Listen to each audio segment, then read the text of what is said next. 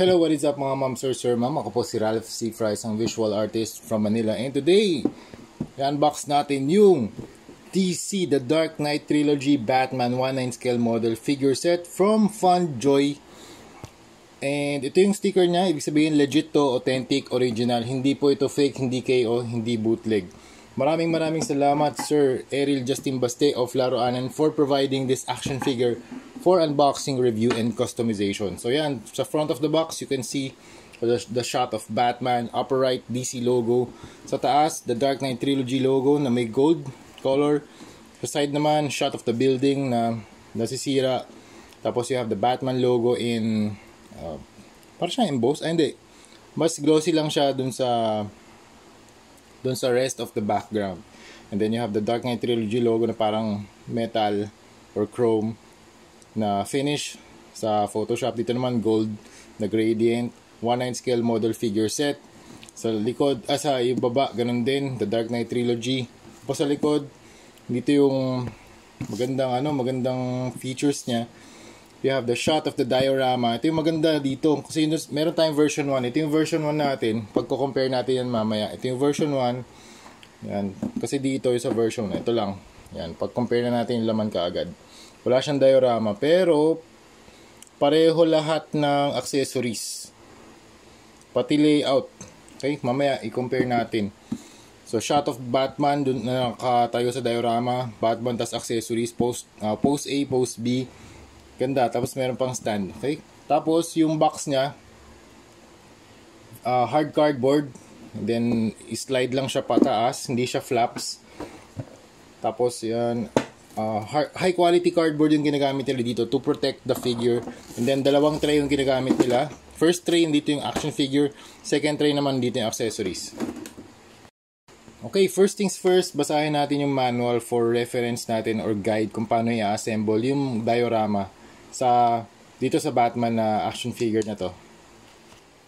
Okay, so ito lahat yung components ng box. So you have the action figure, 6 na kamay, yan, 6 na alt hands, dami. Tapos you have the grappling gun. Ano ba bang tawag dito? Kalimutan ko, wait lang search natin. Ayun, nakita ko na sa Google. Ang tawag dito, sticky bomb gun. Yan, so meron siyang sticky bomb gun. Meron siyang isang batarang, ang liit. Yan, isang batarang. Tapos, ito yung mga accessories para sa kanyang diorama. 1, 2, 3, 4. Zoom out ka. Yan. 1, 2, 3, 4, 5, 6, 7. 7 na parts para sa diorama. Okay? Zoom out natin. Tapos, meron pa pala siyang alt head. Okay? Start tayo sa action figure. Nga pala, before I forget, yung price range nito or SRP nito sa Laruanan ay 1,450 only. So kung gusto niyo umorder, mag +1 na kayo mga moms, okay? So ang height nga ay around, ang 1/9 scale niya na figure ay around 8, siguro mga 8 inches. Tama, mga 7.75 inches tall. Close to 8 inches na yung Batman na figure or 7. Tama, malapit na to sa 7.75 na lang. Yan, just to be safe. Kasi yung ears niya, malapit na to sa 8 inches tall 7.75 inches. Okay, dito tayo sa details. Okay, ay medyo zoom in tayo. Alright, let's start dito sa face sculpt. Face sculpt is good. Yung eyes nga hindi masyadong super white. Kasi pag super white yung mata, para siyang very sharp yung white, tapos parang hindi siya realistic. Pero dito, since medyo dark gray yung ginamit nila, tama ba? Hindi siya super white pero off-white. Hindi siya super bright na white. And also, maganda rin yung shadow na kinakast nitong kanyang eyebrows or yung sculpt or yung cowl pala, yung cowl. Kasi mas nadidim pa yung kanyang eyes. Hindi siya super bright. Okay, and the cowl design is very good. The mouth sculpt is also good. Nakikita mo yung definition ng kanyang lips, ng kanyang facial muscles dito. And also, okay naman yung cowl design. Medyo okay, hindi masyado matalas yung ears, which is nice kasi kung paglalaroan ng mga bata, medyo hazard itong kanyang ears, okay? So at least hindi siya sobrang talas. Also the cape is wired cape pa to mga ma'am sir. 1,450 only. Pwede niyo pang i-post with the cape na wired. Also yun nga lang, hindi siya natatanggal. Hindi ko alam kung pwede tanggalin to. Yun. Tapos dito naman sa ating body armor, it's very nice, very clean, walang level of weathering. Sobrang angas, sobrang ganda. Panalo. Very clean. Very clean yung gawa. Para sa 1,450, sulit na to mga ma'am sir. Sobrang sulit na para sa The Dark Knight. Also, meron pala akong comparison ng McFarlane Toys tsaka tsaka Funjoy. Tingnan nyo na lang sa YouTube channel ko, McFarlane Toys versus Funjoy comparison. Yan. Pero syempre, maganda pa rin mas maganda yung McFarlane for me. Ito lang, value for money. Kasi, daming accessories, meron ka pang diorama base. Super nice. Also, yung stitches, yung pattern, kitang-kita. Very cool. And yung combination ng color dito, black and silver. Or gunmetal. Yan. Punta tayo sa articulation soon. Pero ito, hazard to. Ito, hazard to sa mga bata. Yan. Very careful lang dito kasi matalas yung kanyang armor dito sa kanyang kamay. Okay. Also yung kanyang belt, hindi siya gold pero mas mas copper yung itsura, yung color niya. Then meron ding silver dito, silver na lines. Meron ding holster to hold the sticky bomb gun.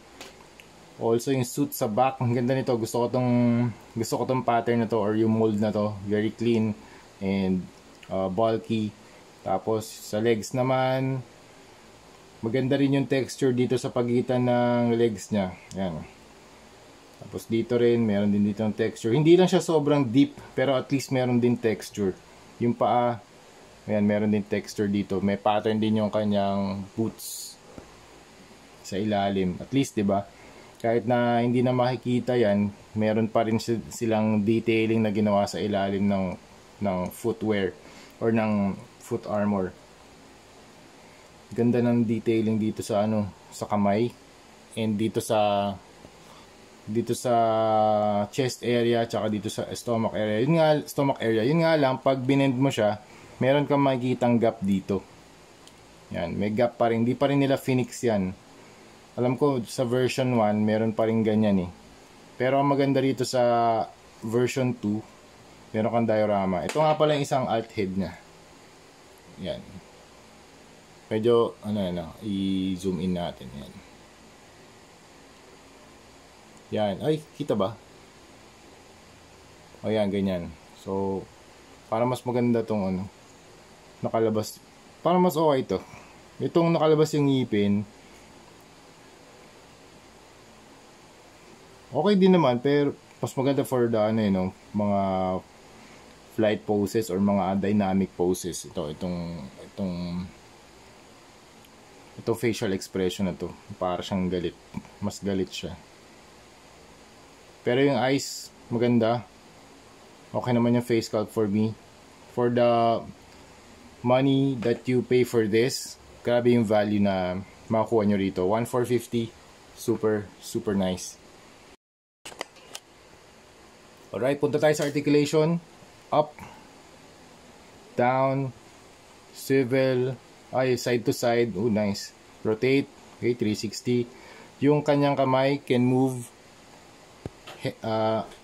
outward butterfly joints. Shoulders can move also for better articulation. 360 yung kamay. Swivel sa shoulders. Ay, tama ba? Shoulders. O dito sa may, tama, shoulders. Tapos double jointed yung elbows. Tapos ball joint yung kamay. Dito sa kanyang chest, medyo may gap lang ng onte pag in-stretch nyo or pag in-articulate nyo yung chest niya to yan, upward motion, makikita nyo yung gap doon. Hindi nila finix yan. Pero okay na rin kasi maliit lang din naman eh. Diba? Yan. Side to side. Twist dito sa may waist. Meron din. Pwede 360 to. Hindi pwede. Huwag na natin pilitin. Baka masira.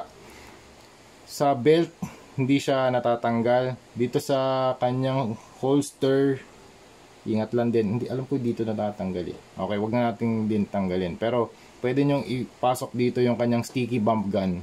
Yan, sticky bump gun na holster yan. Tapos sa legs, pwede nyo i-pull down for better kick motion. Yan, taas. 90 degrees halos. Double joint sa knees. Tapos meron ka pang ball joint sa paa and toe articulation. Yan. Alright, para sa accessories, yung grappling ganyan, sobrang angas ng detailing. You can see the dots. Ito, 1, 2, 3, 4, 5, 6, 7, 8, 9 dots. Tapos you have the barrel na black. Tapos meron kang silver na parang mga hooks. And also yung color niya ay black, silver, and copper. Mas copper siya. Dito din sa sticky bump gun, ganun din. Ganun din yung color combination, black, silver, copper. Hindi siya gold eh. Yan. Okay din yung detailing, may mga rivets. Also yung design ng sticky bump gun, ang angas. Angas na itsura. Hindi ko nga alam kung paano siya nire-reload. Pero ang angas na itsura niya, panalo. Also yung detailing dito sa kamay, may texture pa. May mga texture yung kanyang gloves. So you have the trigger fingers. Tapos meron kang relaxed hands. Meron ding fists, of course. Yan. So sana si McFarlane gumagawa rin ng mga alt hands na ganito karami. Kasi sayang eh. Tapos meron ka ding mga batarang hand na pwedeng hawakan tong batarang niya. Medyo maliit lang yung batarang niya. Yan. Pero at least proportion ba? O tama, proportion naman dito sa sa kamay ni Batman. Kasi yung kay McFarlane, alam ko medyo malaki siya. Okay? Okay, next, try natin i-assemble yung diorama. Yung diorama niya, pwede mong tanggalin to para ma-reveal yung original na stand. Actually sa version 1, ito yung kasama niya, tsaka ito. Yan, pwede mong gamitin na flight stand or post na stand. Mag-ingat lang kayo dito kasi sobrang higpit. Yan o, mahigpit yung niya, yung joint niya. Kaya pag inarticulate nyo, make sure na malapit yung kamay nyo dito sa joint. Kasi pag malayo, baka pumitik to. Kasi ito, syempre, lang to medyo fragile to kapag dito nyo binend, dapat dito sa malapit sa joint para ma-prevent natin yung pagkabali ng plastic. Ang ganda nung ginawa nila dito kasi dun sa version 1 na Funjoy na Batman, ito lang yung kasama. Tapos, pwede mo pang dagdagan. Actually, wala ata nito. Ang difference nito dun sa base, wala nito yung dikitan nung additional na base. Ito kasi yung additional niya, parang naka-tile na cement or na floor. Yan. Tapos pwede mo idagdag dito. Ang angas oh, manalong galing. Galing pa, pwede may option ka to display either itong base. Syempre, kaya nga natin binili itong itong version 2 para dito sa diorama. Kaya gawin na natin to. Ito yung manual. Okay. Paano nga ba to? Ito ata yung una. Okay, ito yung first. So yan, meron kang tatlong letter C na ring. 1, 2, 3. Tatlong letter C. This i-assemble na natin. Make sure lang na yung design niya parang para siyang nasa Batcave. Yan, medyo ingat lang dito.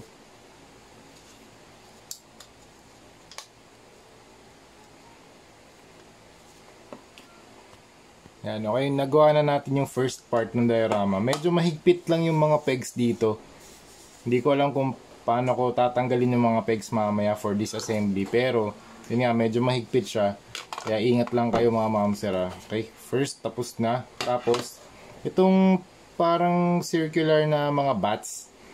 Ganda ng pagka dito, pagka airbrush dito. Very subtle lang yung mga may mga purple na kulay eh. Hindi lang ata napipick up ng camera. Yan. Pero maganda yung shading niya. And also yung sculpt, very very good, very stable. Hindi ka matatakot na magbe-break siya anytime kasi medyo makapal naman yung plastic, makapal yung design ng mga bats. And also hindi siya hazard for children ay medyo hazard kasi matalas yung pakpak niya. Okay, medyo ingat lang sa pag bigay sa mga kids kasi matalas yung mga plastic parts. Okay, ilalagay natin to dito. May slot dito for the concave na part. Lagay natin dito sa slot. Medyo mahirap. Ayan, okay. Ayan, medyo mahigpit. Okay, tapos ito yung parang silhouette ng mga bats dito yan sa may slot. Okay. Alright, natapos na natin yung Batcave na diorama ni Batman. Ang maganda rito mga ma'am sir, kung ayaw nyo na display with the diorama, pwede nyo natanggalin on top of the base and pwede nyo gamitin yung original base. How cool is that? Grabe, lupit. So yun nga mga ma'am sir, no, pinipilit ko tong sticky bomb gun dito sa holster. Hindi naman pala to dito sa holster niya. Ang nilalagay pala sa holster, itong kanyang grappling gun. Okay? So ganyan siya. So yun mga ma'am sir, ito na yung ating final post for the review. Grabe, sobrang angas itong Batman ito for the From Fun Joy 1/9 scale. Alright, this is the final look of Batman with the Batcave diorama. Maraming salamat again, Sir Errol Justin Baste of Laro Anan, for providing this action figure for unboxing, review, and customization. After nito, i-customize na agad natin. So ito yung kanyang weapons, yung sticky bomb gun, you have the holster with the grappling gun. Tapos ang ganda nitong effect talaga ng diorama yan, 360, paikotin natin 360. Angas ma'am sir, lupit. Ganda, umikot yung mga bats. Tapos meron ka pang silhouette dito. Tapos ang ganda rin ng texture nitong kanyang mga bricks or Batcave na weathered, yung sira-sira talaga, panalo. Ang ganda. Ganda ng detailing, ganda ng texture, ganda ng kulay. Yung kulay niya parang siyang dark gray. Tapos yung bats, merong mga purple na highlights. Yan, dito. Gamitin ko nga ito. Yan. Yan, dito may mga purple na highlights. Dark gray, may weathering. Tapos, ito, yung base niya, meron ding The Dark Knight na logo na trilogy. The Dark Knight Trilogy na logo. Tapos meron din text na Batman. Yan, medyo condensed yung font para magkasya yung Batman na text. Hindi ko na pinalit yung head sculpt kasi para mas trip ko tong head sculpt na to. Tapos yung ganda rin ng box art niya. Medyo malaki yung box. Panalo. Yan, 360 look. Ganda ng Batcave na diorama. Panalong ganda. Yun lang talaga yung... Actually, yung unang lumabas to sa feed ko, sabi ko, baka magkaroon si Laro Anan ng pre-order, so mag +1 na tayo. So yan, at least dito dumating na ngayon. Maraming salamat ulit. Laro Anan, panalo. Ang ganda ng Batman na to. Sobrang sulit. For 1,450 only, meron ka ng action figure, dami accessories. You have the gun, sticky bomb gun, grappling gun, 6 na kamay, meron kang batarang. Ito yung batarang. Detailed na action figure, articulated, wired cape, and then you have the awesome diorama. Kung ayaw mo na ng diorama, pwede mong tanggalin, tas pwede mong ilagay din to para makapag-display ka ng mga flight poses. So yun, that's it. Thank you very much for watching, and yun, see you sa next video. Bye bye.